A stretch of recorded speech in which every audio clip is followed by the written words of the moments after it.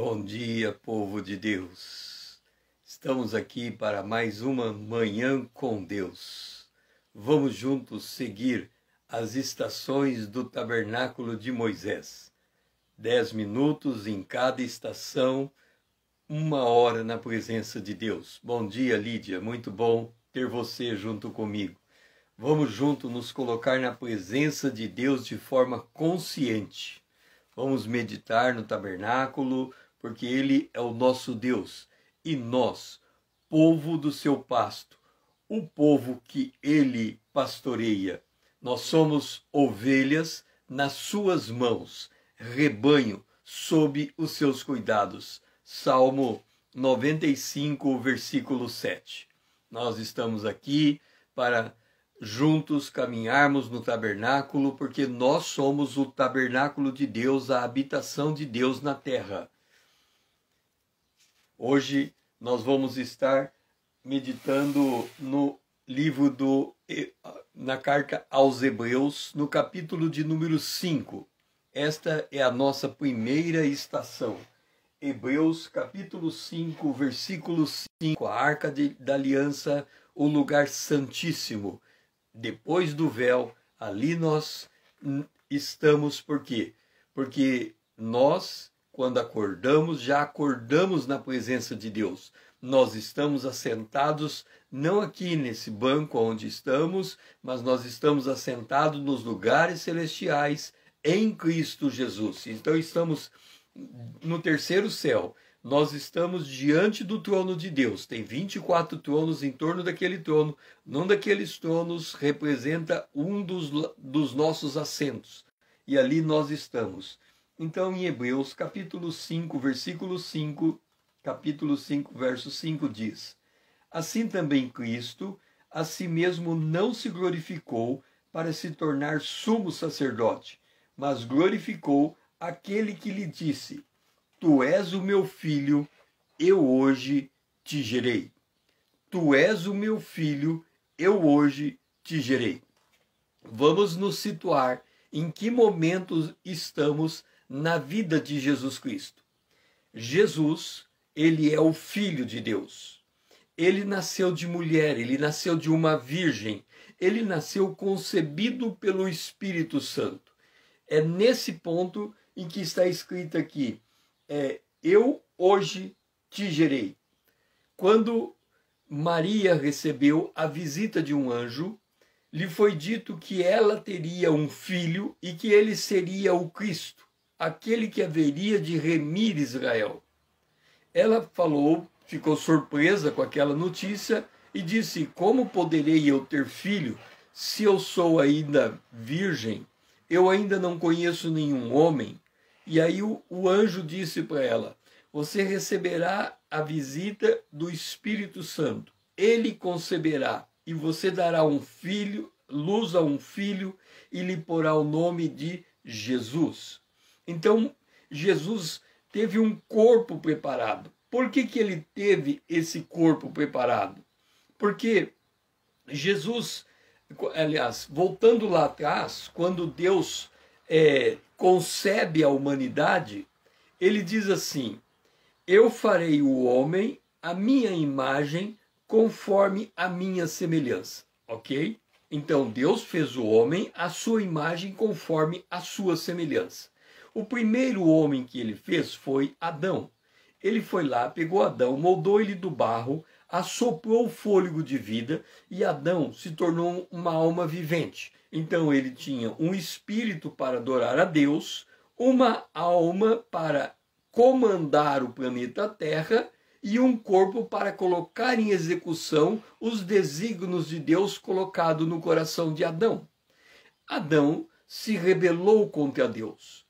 E ali, naquele momento, Adão criou um terrível problema para Deus. Por quê? Porque Deus não pode voltar atrás na sua palavra.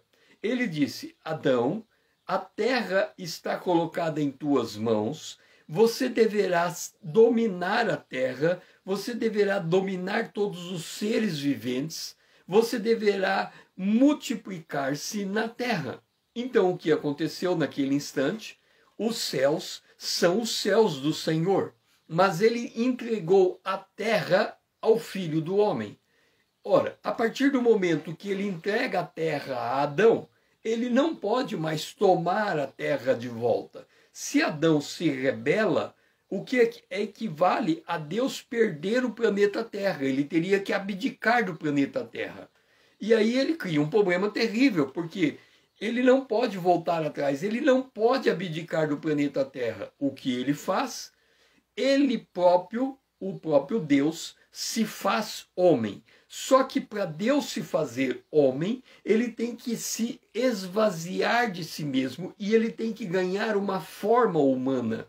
Então o filho assume esse papel. Ele disse: Pai, eu vou e assumo essa posição. Eu vou nascer da geração de Adão, eu vou nascer do ventre de Maria, eu vou receber um corpo humano como todo humano recebe, e ao receber isto, eu vou cumprir os teus desígnios. Então, esse Adão foi o primeiro homem representante legal, e ele fracassou. Deus envia um segundo representante legal, e esse não fracassa. Então, ele, Jesus, ele não teve por usurpação tomar o lugar que lhe era reservado. Ele entrou na terra absolutamente entregue na dependência de Deus.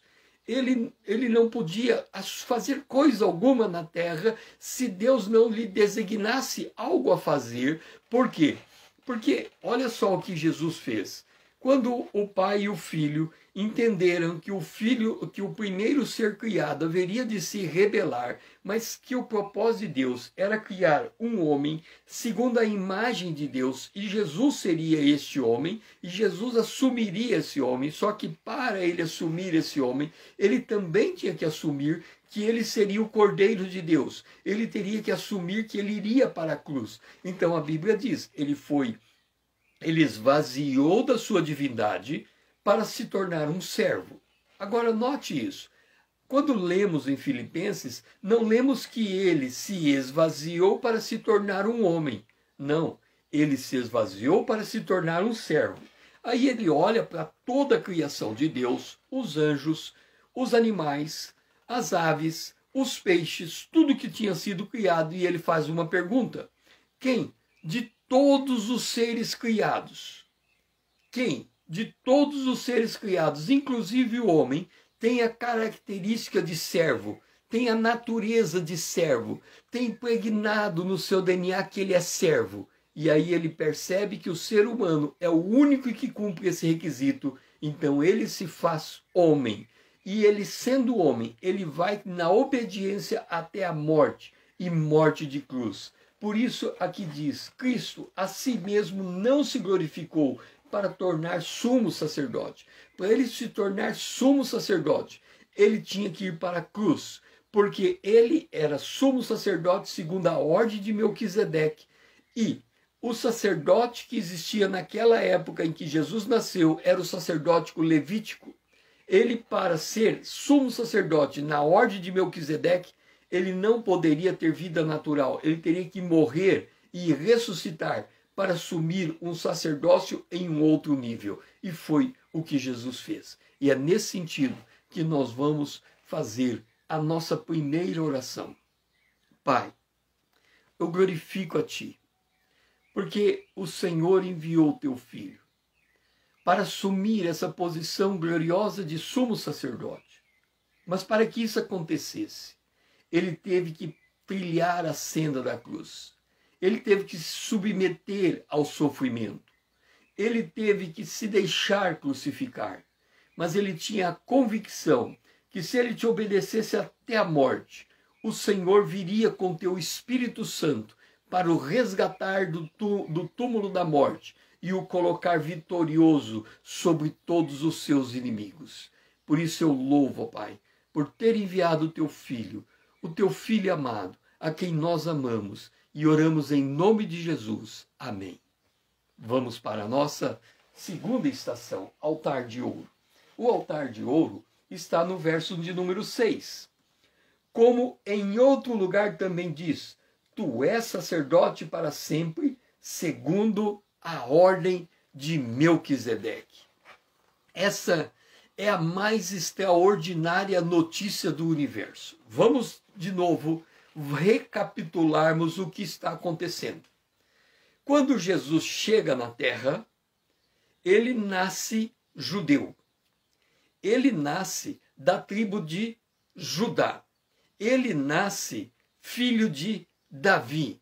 Ele nasce preparado para ser rei de Israel, ou seja, herdeiro de Davi.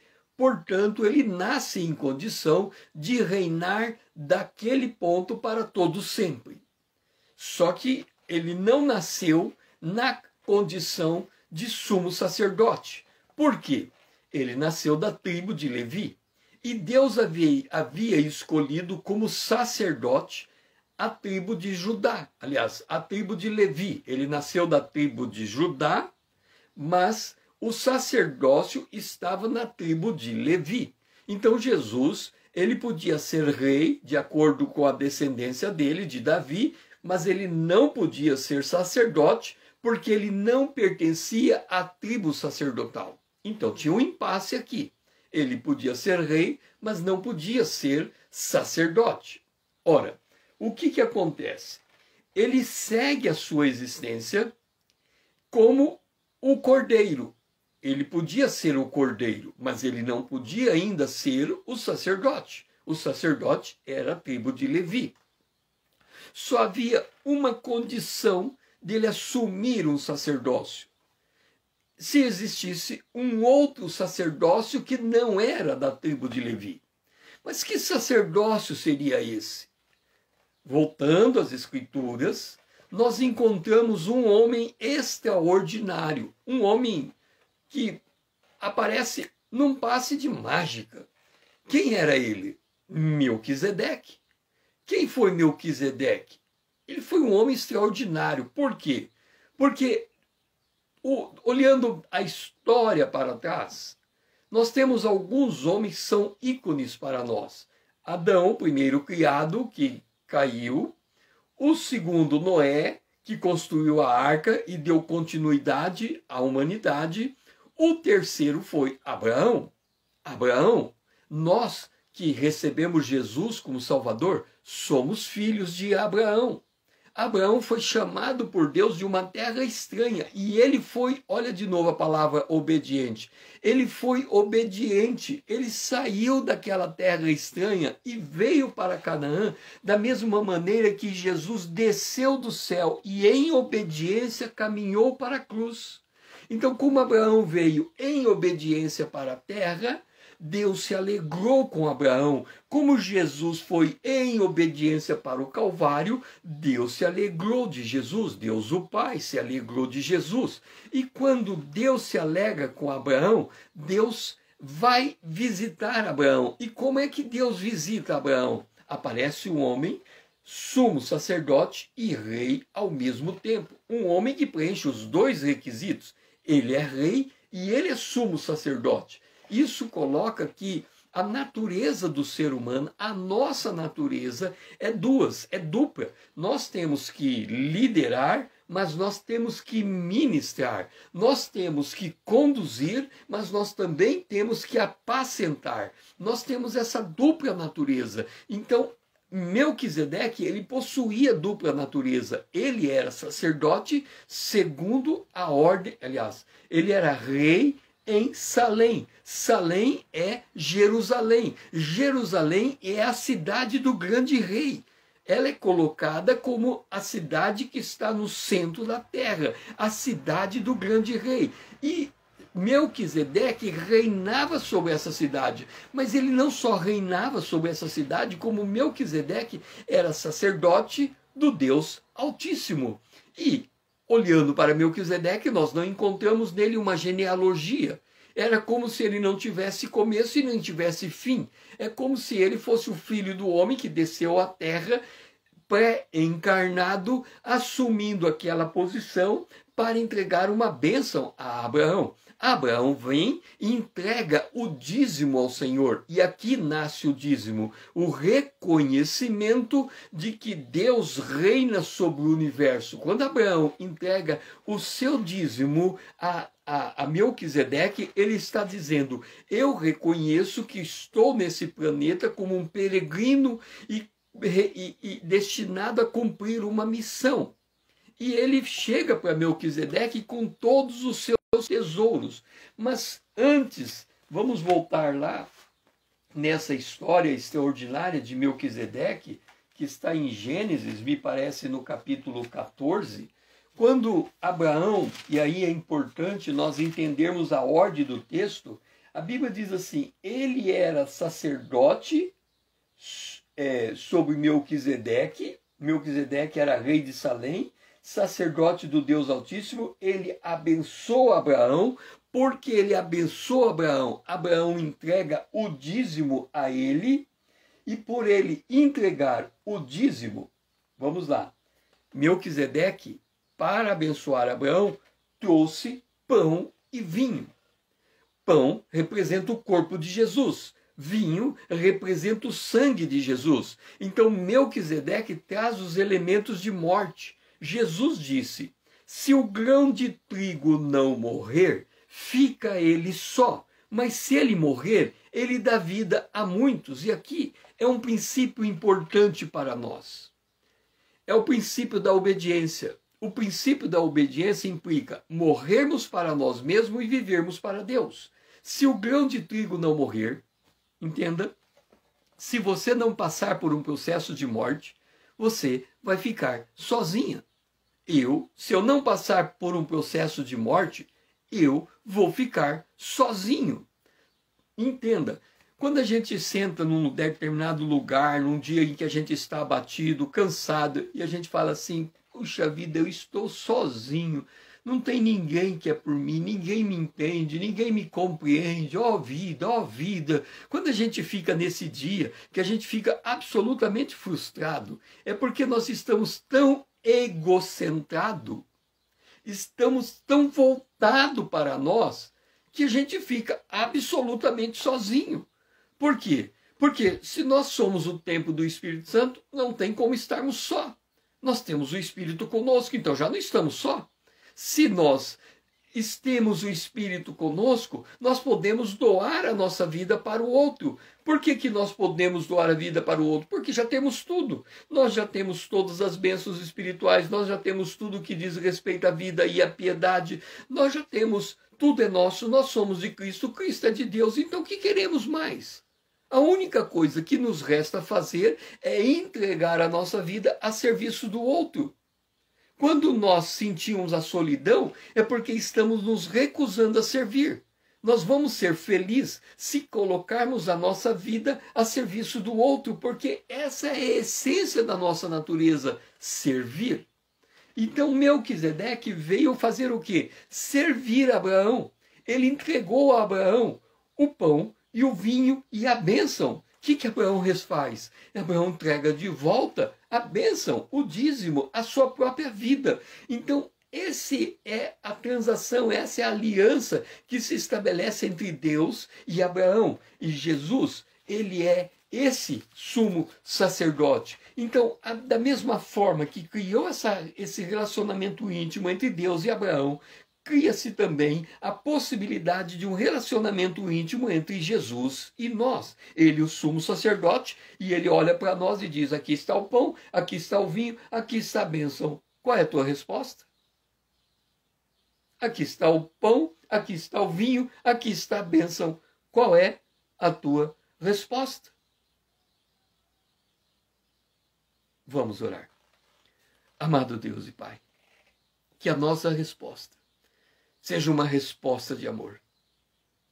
Que assim como Abraão se dispôs a entregar tudo a Ti, também nós o façamos. Esta é a nossa oração, em nome de Jesus, o Teu Filho amado a quem nós amamos. Amém. Vamos para a nossa terceira estação, chegou a hora do nosso café da manhã, a mesa de pão já está servida. Já sabemos que o sumo sacerdote é Jesus, Melquisedeque, o sacerdote segundo a ordem de Melquisedeque, que Jesus vem até nós trazendo pão e vinho e trazendo a bênção junto com ele.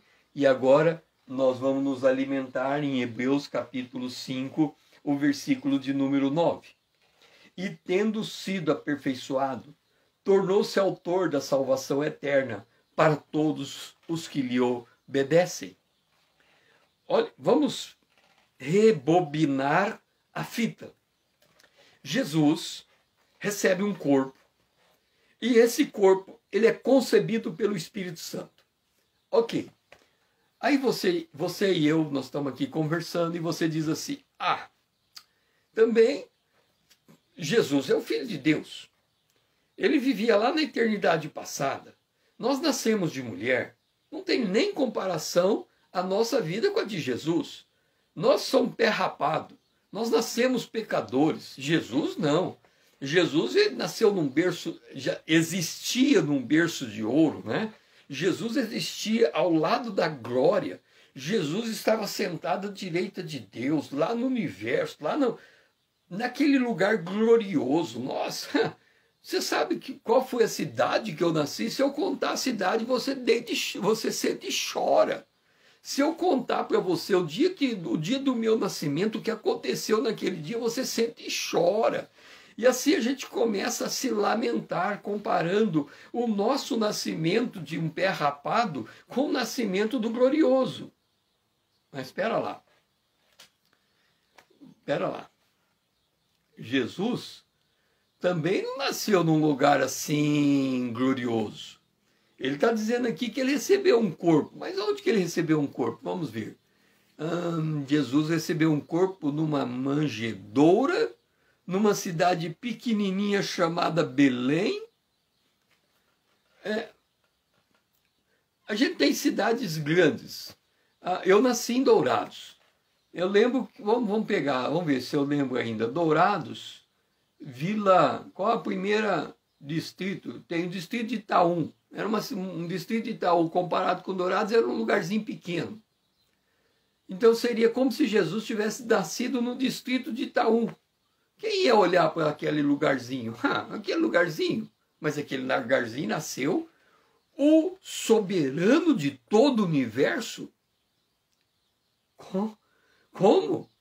Um lugarzinho pequenininho, que ninguém presta atenção nele, nasceu o soberano de todo o universo.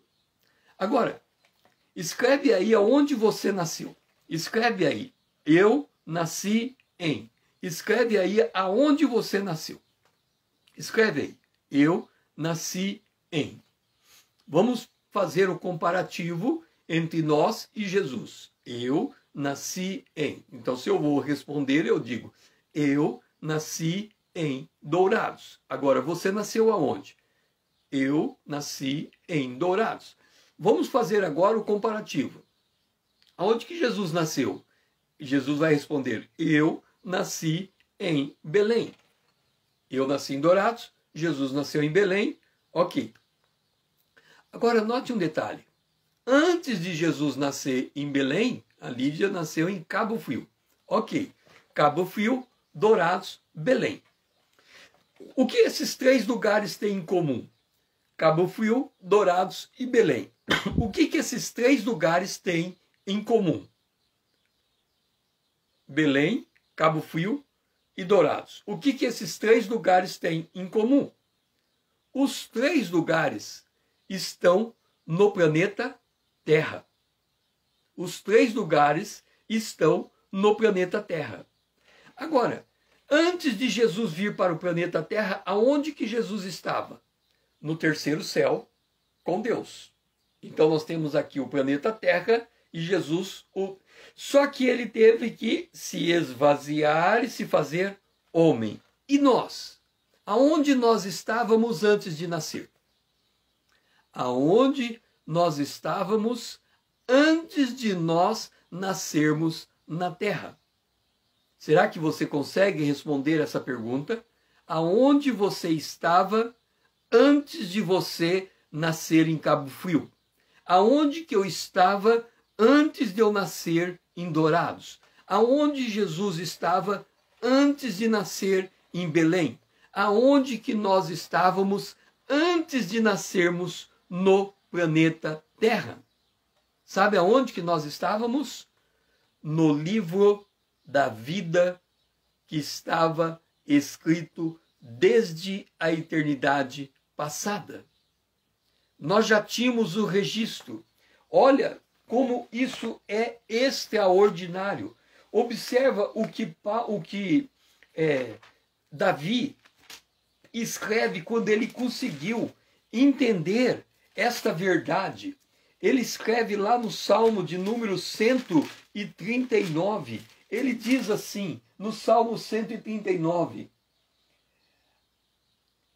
ainda a palavra não chegou à língua, e o Senhor já a conhecia. E ele diz assim, Salmo 139, ele diz assim, tu me cercas, tal conhecimento é maravilhoso, é sobre modo elevado. Para onde eu irei? Graças te dou. Aí ele escreve assim, os meus ossos foram encobertos. Aí ele diz, fui formado e entremecido como nas profundezas da terra. E aí no verso 16, ele diz assim, os teus olhos me viram a substância ainda informe, e no teu livro foram escritos todos os meus dias, cada um deles escritos e determinado, quando nenhum deles ainda havia.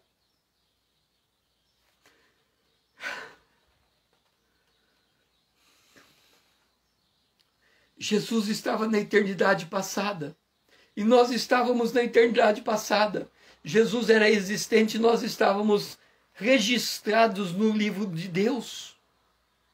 Quando nós chegarmos na eternidade futura, nós vamos ter acesso àquele livro.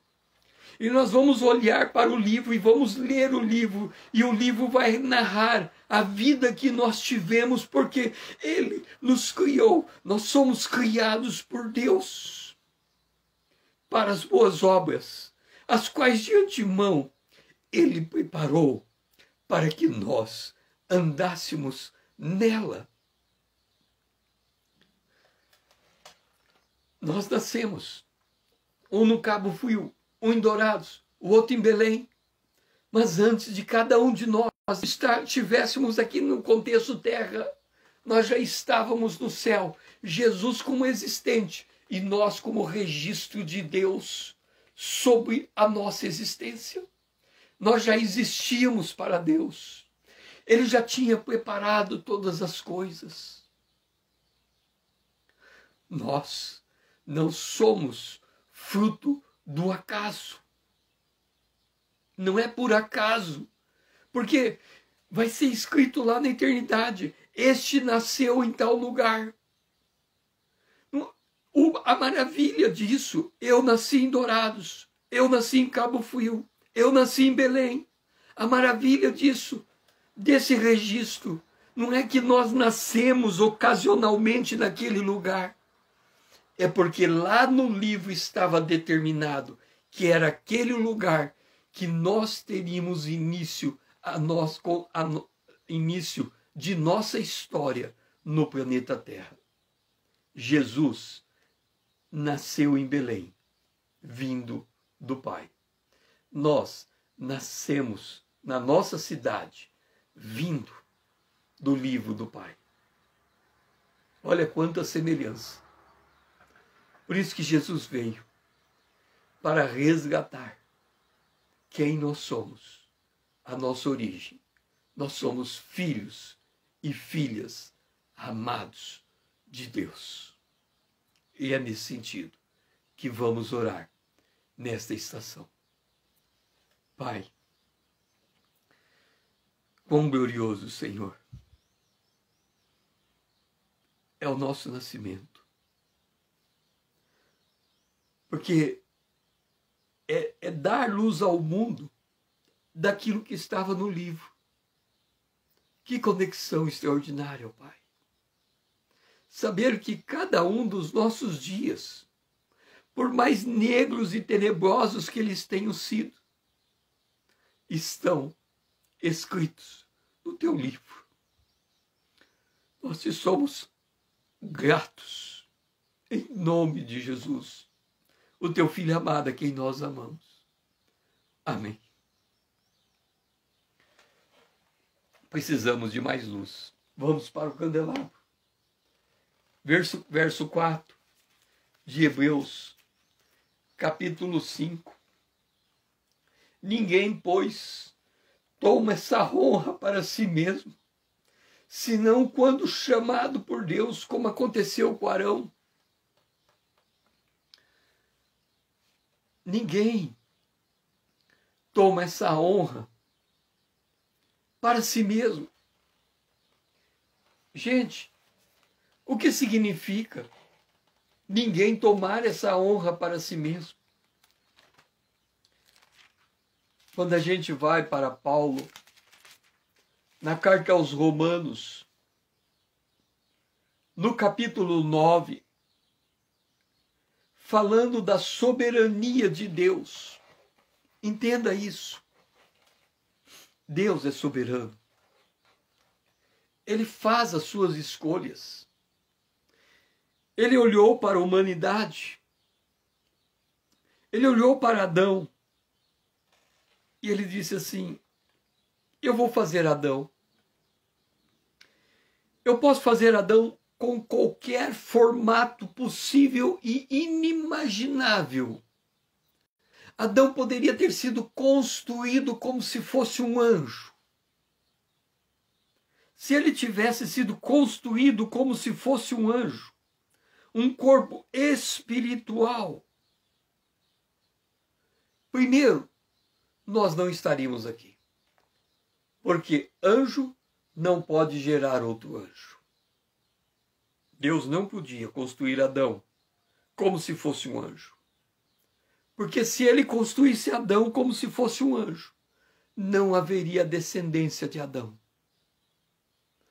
Deus vai e constrói um homem que pode ter dentro dele uma descendência.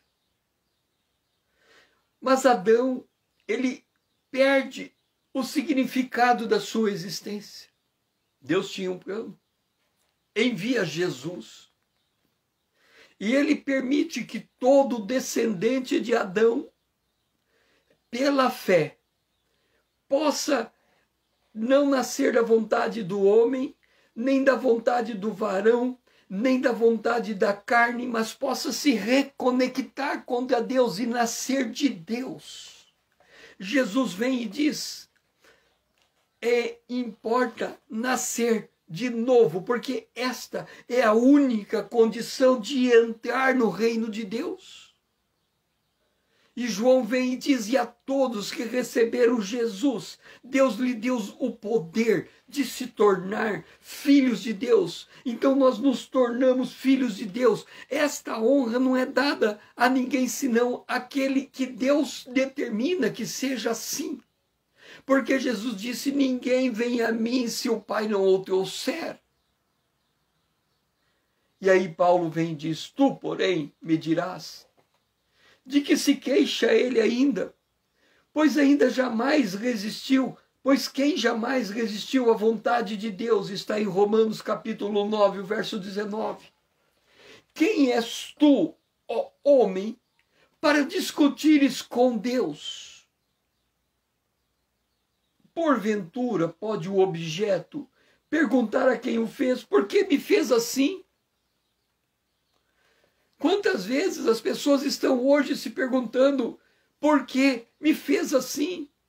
E o que elas estão fazendo? Elas estão querendo ser de um jeito diferente. Elas pintam o cabelo de um jeito diferente. Elas vão para uma operação cirúrgica para mudar o formato do nariz, o formato dos lábios, o formato dos olhos, o formato do corpo, porque elas não se aceitam do jeito que elas foram criadas.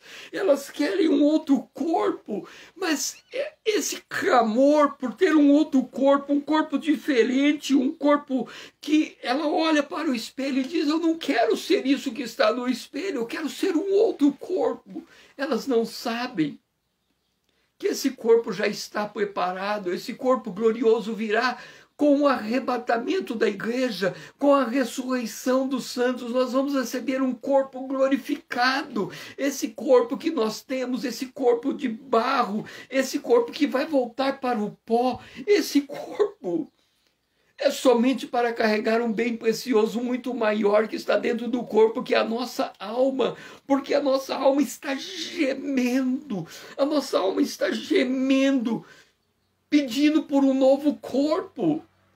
Mas não adianta você ir ao médico pedir para dar uma forma a este corpo, porque não é isso que a tua alma está querendo transmitir para você. O que a alma está querendo transmitir para você é que ela quer receber o corpo glorificado, o corpo que vem de Deus. Para de tentar enxergar esse corpo como resultado final da tua beleza. A tua beleza é muito maior, mais profunda do que isso que você se enxerga no espelho. Quando a gente se enxerga no espelho, a gente afunda. Depois vamos chegar na pia de cobre. A pia de cobre é quando nós olhamos para a palavra de Deus e nós enxergamos quem nós somos.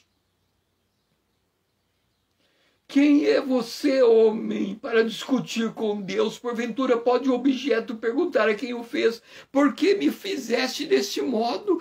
Você não tem noção do que Deus tem preparado para você.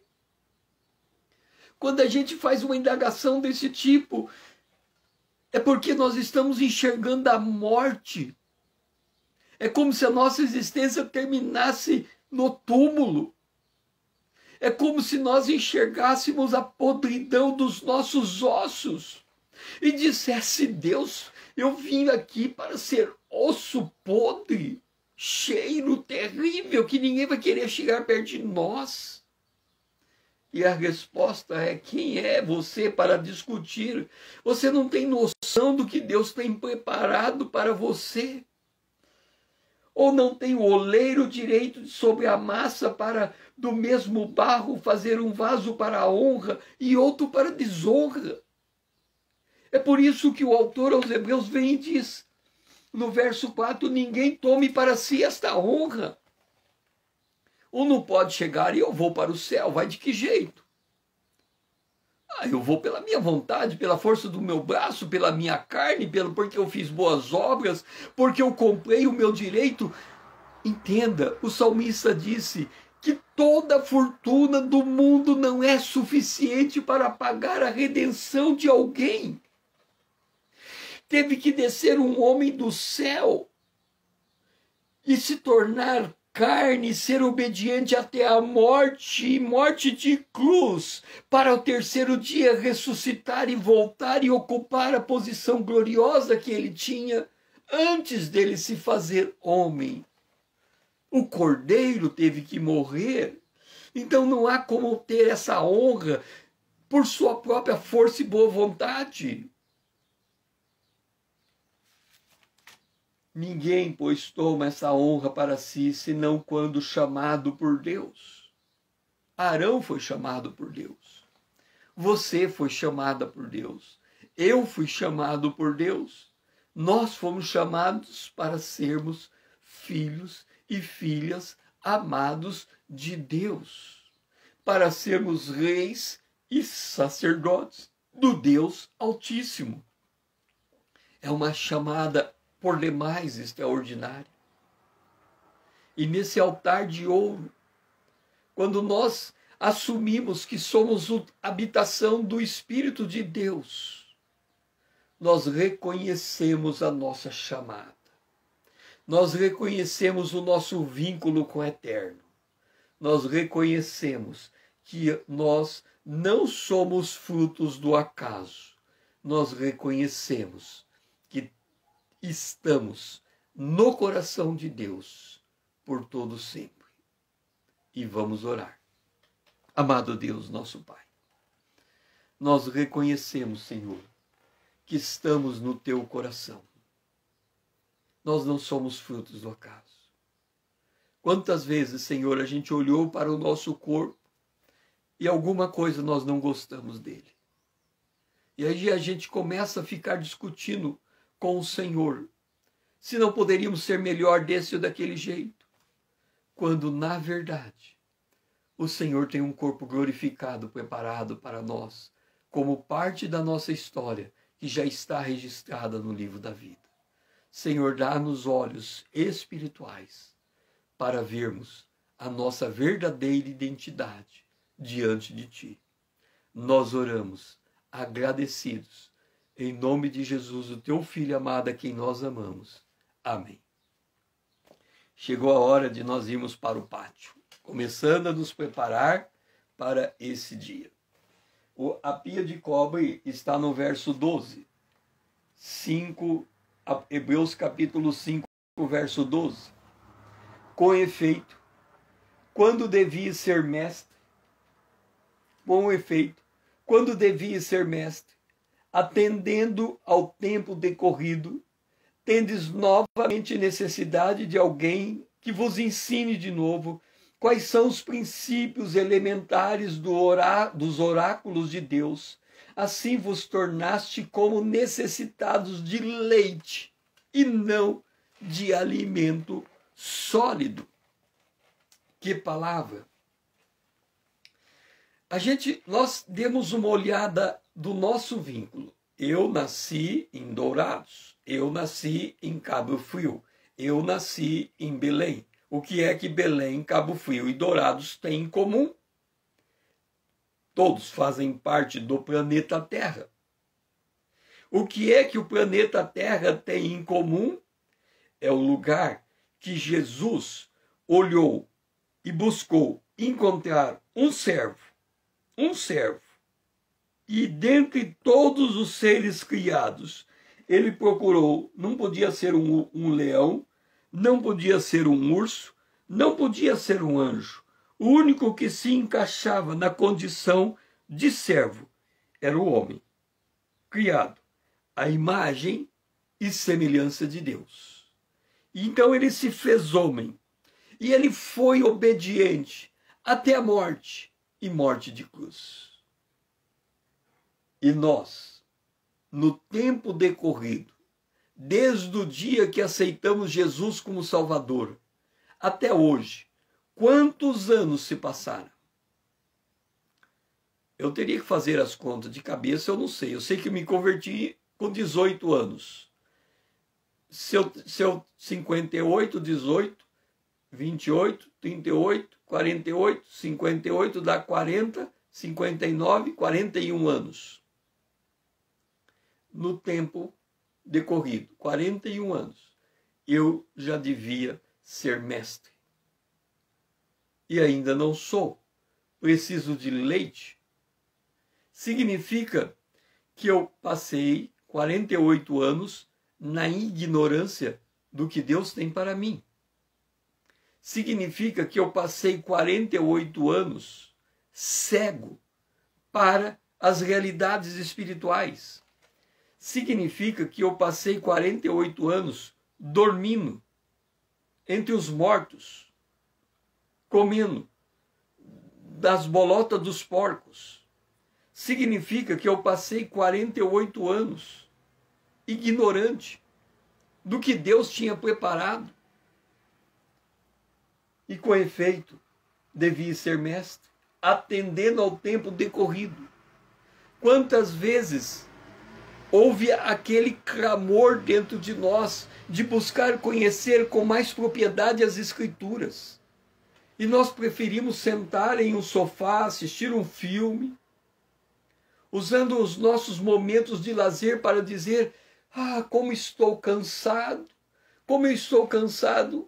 Um cansaço que vem do quê? Vem da preocupação do dia a dia. E por que existe essa preocupação? Porque nós não levamos tudo em oração diante de Deus.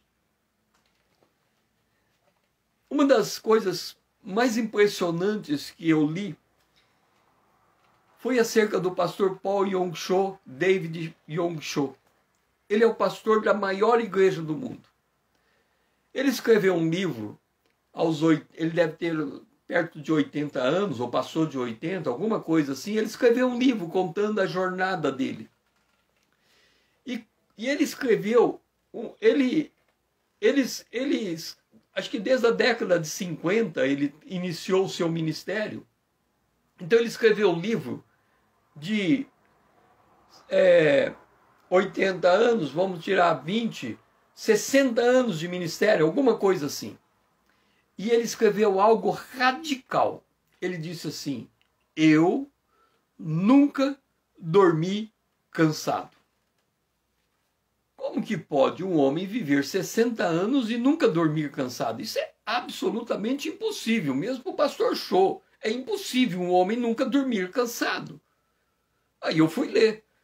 De que jeito que ele conseguiu passar a existência dele sem nunca dormir cansado? Imagine você, pastor Paul Yong Cho, maior igreja do mundo. Como seria a rotina do trabalho dele? Por certo, ele tem que pregar todos os dias. No começo da igreja, se ele tinha 5 cultos, era possível que ele tivesse que pregar 5 cultos.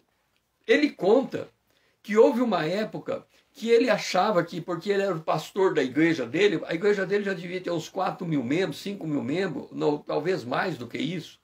Então ele chegou à conclusão que eu sou o pastor da igreja, quem é que batiza nessa igreja? Eu. Só eu posso batizar. Eu sou o pastor dessa igreja. É assim que ele pensava. E ele conta que um dia tinha uma fila de pessoas para ser batizado. Então ele batizava. Em nome de Jesus, tchum. Em nome de Jesus, tchum. Em nome de Jesus, tchum. Numa hora ele foi em nome de Jesus e ele caiu. Desmaiado dentro d'água. Não conseguiu mais. Foi levado para o hospital. E o médico, analisando as condições físicas dele, perguntou: o que você faz? Ele falou: sou pastor. Ele falou: então abandone essa profissão, porque você não tem mais condição física de ministrar.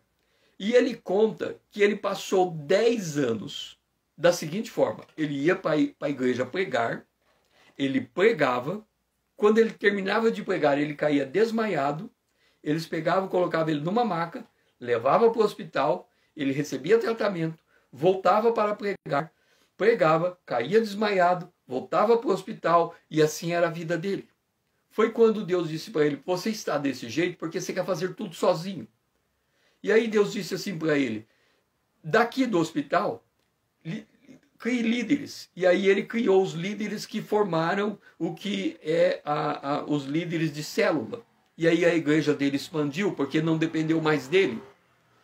E ele aprendeu uma lição de descansar em Deus. E ele disse assim: Jesus disse: vinde a mim todo cansado e oprimido, e eu vos aliviarei. Então o que eu faço? Toda noite eu me ajoelho e só me levanto quando o peso daquele dia cai de sobre os meus ombros no pé da cruz. Eu me levanto descansado, deito e durmo. Eu me levanto descansado, deito e durmo. Nós já devíamos ser mestres. Nós já devíamos estar fazendo isso há muito e muito tempo. E, no entanto, a gente vive preocupado, cansado, afadigado, sobrecarregado com as coisas dessa vida, por nos recusarmos a nos apresentar diante do sumo sacerdote e colocar sobre ele a carga dos nossos ombros. É isso que está dizendo aqui. É isso que diz precisar de leite e não de alimento sólido. Porque se nós não suportamos a carga desse dia, como vamos receber o peso da glória de Deus? Se nós não somos capazes de lidar com as coisas pequenas da vida, como vamos receber as grandiosas revelações do divino? Por isso que nós somos chamados a ter uma imersão nas Escrituras. Eu disse que nós vamos fazer 45 dias meditando, 45 lives, meditando em dois capítulos de 1 Coríntios, capítulo 8 e 9. 2 capítulos. Será que é possível nós passarmos 45 dias meditando em tão somente 2 capítulos? a gente já devia ser mestre. E a gente ainda precisa de leite e não de alimento sólido. Vamos clamar a misericórdia de Deus. Pai, Senhor, nós já devíamos ser mestre. E a gente ainda precisa de leite. A gente devia estar aprofundando na tua palavra e passar o dia mergulhado nela, aprendendo dela. E nos suportamos 5 minutos de ministração. Senhor, estica o nosso coração. Nos dá capacidade, Senhor, de receber de ti. Para que nós possamos, Senhor, entender a nossa identidade e viver em conformidade com ela. Senhor, a gente quer ser desmamado para recebermos o alimento sólido, deixar de ser criança, bebê, e tornarmos adultos maduros na fé. Esta é a nossa oração. Em nome de Jesus, o teu Filho amado, a quem nós amamos. Amém. Vamos para a nossa última estação, o altar de cobre, que está em Hebreus capítulo 5, versículos 7 e 8. Ele, Jesus, nos dias da sua carne, tendo oferecido com forte clamor e lágrimas, orações e súplicas a quem o podia livrar da morte, e tendo sido ouvido por causa da sua obediência, embora sendo filho, aprendeu a obediência pelas coisas que sofrera. A tônica de hoje, a frase do dia é: quanto mais aprendo de Deus, mais obedeço a Deus. Quando a gente pensa em obediência a Deus, o que nós pensamos? Deus me chamou para ser pastor. Então, obedecer a Deus significa abandonar o meu trabalho, ir para o seminário, vou estudar teologia, depois de teologia eu vou ser ordenado pastor. Então isso é obediência. Obediência é eu deixar de fazer o que eu estou fazendo para ir lá para fazer uma outra coisa que eu nunca fiz. Isto não é a obediência que Jesus está colocando aqui. Jesus disse, em sua carne, ele disse, quem quer vir após mim, negue-se a si mesmo, tome sua cruz e siga-me. A cruz de Jesus é um instrumento de morte. O que é um instrumento de morte? Lembra que nós vimos em algum lugar aqui, lá em Romanos, dizendo, por que você está questionando a Deus? Por que me fez assim, Deus? Ok. Vamos entender o sentido da obediência. Deus não é como nós, homens. Se ele fosse um professor, um homem professor, ele teria uma sala de aula, um quadro negro, um giz, você estaria sentado nas cadeiras e Deus estaria dizendo assim, olha, é importante você aprender a paciência. Ok? Estou ensinando aqui, ó. Seja paciente, seja feliz, tenha paz. Tá vendo? Deus não faz assim. Deus é dono do universo. E ele fala assim, eu quero ensinar para a Lídia, eu quero ensinar para o César a paciência. Como é que eu vou fazer? Para o César ser paciente, eu vou pôr essa pessoa do lado dele, aquela pessoa do lado dele, aquela pessoa do lado dele. Se eu colocar essas pessoas do lado dele, elas vão interagir. Se elas vão interagir, elas vão se desentender. Se elas vão se desentender, elas vão entrar em conflito. Se elas vão entrar em conflito, elas vão brigar. Se elas brigarem, elas vão ficar com rancor uma das outras. Se elas entrarem em rancor uma das outras, elas vão se separar uma das outras. Se elas separarem uma das outras, elas vão ficar solitárias. Se elas ficarem solitárias, elas vão perder o sentido da vida. Se elas perderem o sentido da vida, elas vão pedir para morrer. Então eu vou colocar tudo isso. Mas como eu estou ensinando para o César e para a Lídia que eles devem ser pacientes quando todo esse cenário estiver armado, quando essas pessoas estiverem do lado do César, o César vai se tornar paciente com essas pessoas. Se o César se tornar paciente com estas pessoas, o César vai poder ouvir o que essas pessoas estão dizendo. Se o César ouvir o que essas pessoas estão dizendo, o César vai conhecer o coração destas pessoas. Se o César conhecer o coração destas pessoas, César vai falar palavras de acordo com esse coração para levantar a estima dessas pessoas. Se o César levantar a estima dessas pessoas, essas pessoas vão conhecer a razão da sua existência. Se essas pessoas entenderem a razão da sua existência, elas vão conhecer Jesus. Se elas conhecerem Jesus, elas vão receber Jesus como Senhor e Salvador. Se elas receberem Jesus como Senhor e Salvador, elas vão entrar no reino de Deus. Se elas entrarem no reino de Deus, elas vão ser irmãos e irmãs do César. Se elas forem irmãos e irmãs do César, a família do César vai aumentar, porque esta é a família de Deus.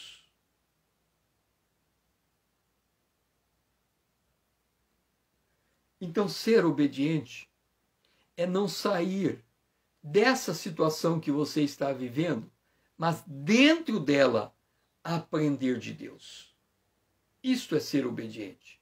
Porque Deus gastou bilhões de anos para conseguir colocar todos os elementos no seu devido lugar para fazer esse dia para você. Esse dia com tudo que está reservado e que você não tem nem noção do que está reservado. Ele gastou milhões e bilhões de anos para conseguir juntar todos esses elementos. E quando você cai nesses elementos, você diz, não, pera lá, eu não gosto de estar do lado dessa pessoa, eu não gosto de fazer esta coisa, eu não gosto de... Ó vida, por que eu tenho que viver essa vida? Eu quero uma outra vida, eu gostaria de ser igualzinho aquele fulano, eu gostaria de ter riqueza igualzinho aquele ciclano, eu gostaria, e a pessoa está fugindo da escola de Deus.